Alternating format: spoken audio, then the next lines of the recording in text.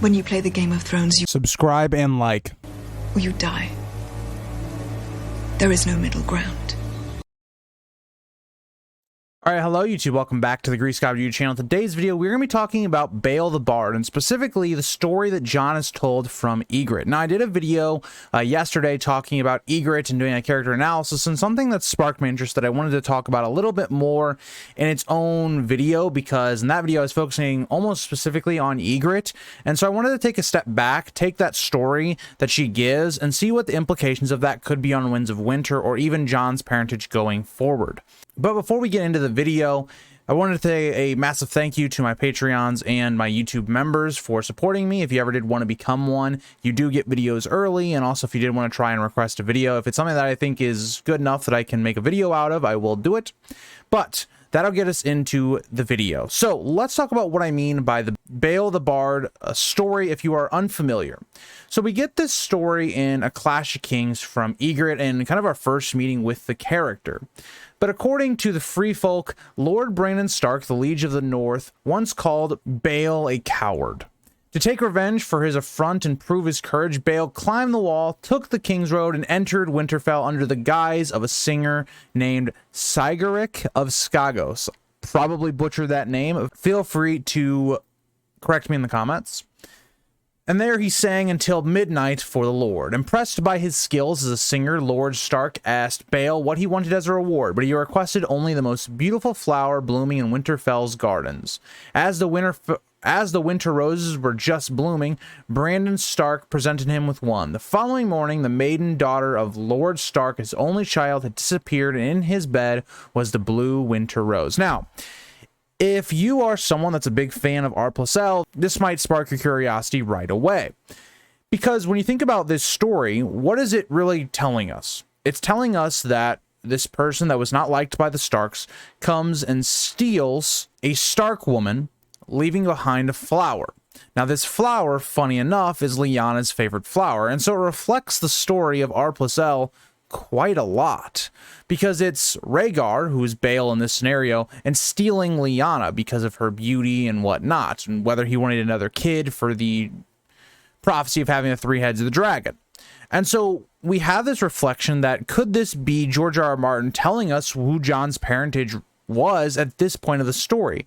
Because it also makes it very interesting is that in this story, Ygritte is really trying to show Jon that the Starks have wildling blood. We know the son of Bael and this lady of Winterfell basically becomes the Lord of Winterfell and ends up being the one that has to fight Bael later on.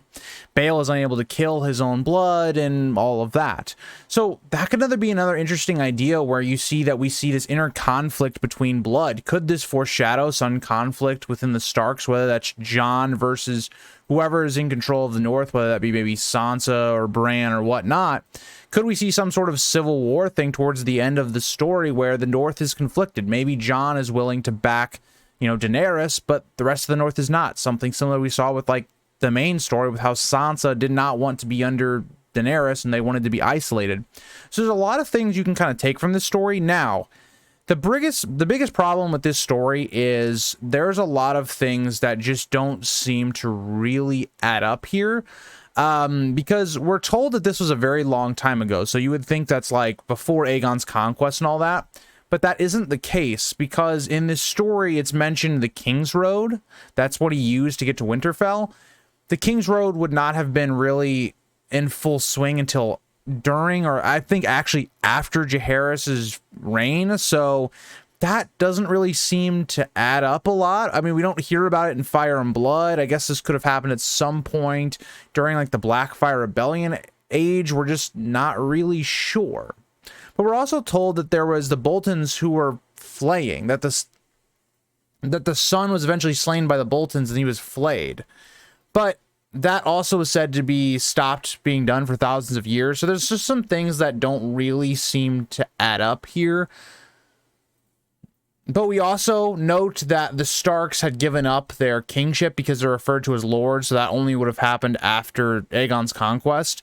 And so a lot of this is interesting to look at this story and go, seems like it's just a fable. It's just something to help unite the wildlings with why they believe they're to unite Jon and Ygritte And this makes logical sense as well, because when you give about the fact that tales, just as they travel down through generations, they're gonna change, and so that's why it's hard to really figure out, especially in our own history, things way in the past, what's true and what isn't. We only have word of mouth. A lot of the times we don't have things written down, and even if they're written down, who is to say that they are true? We don't have a lot of verifiable evidence for certain things. And so, yeah, I thought this was an interesting video to bring to you guys today, because it does have a lot of implications on the main story. Think about what the main story is all about. We need to get everyone unified. We need to put aside our differences, our prejudice. Think about Book 5. Book 5 is all about the Wall and the Watch and the wildlings trying to unite, and how that isn't working. Jon gets killed because of his actions and the way he tries to go about things. All of that's very interesting, right? We think about how Jon has faced his entire life with kind of prejudice for being a bastard. And we see one of the things the wildlings are offering Jon is that it doesn't matter that he's a bastard, right? We see with Stannis offering him to become Lord of Winterfell and to be a legit Stark. All that's really interesting given the context of what this story could be meaning, whether you believe it's has some implications with Ned and Shara, whether you think it's for Lyanna and Rhaegar. The point being is that Jon is someone that is more than what he's being told that he is right now. And so that is very heavily implied with this story of Bael the Bard, and I think it's just a nice little point where I think a lot of average reviewers or readers of this story would not pick up on it, but it's something that I think us, the community that's more in depth, we pick up on this, and it's one of our big reasonings to why Jon is not a bastard, or at least is not like just of some random woman like he thinks he is. But yeah, thank you guys all for watching, and I'll see you guys all in the next one. Bye, guys.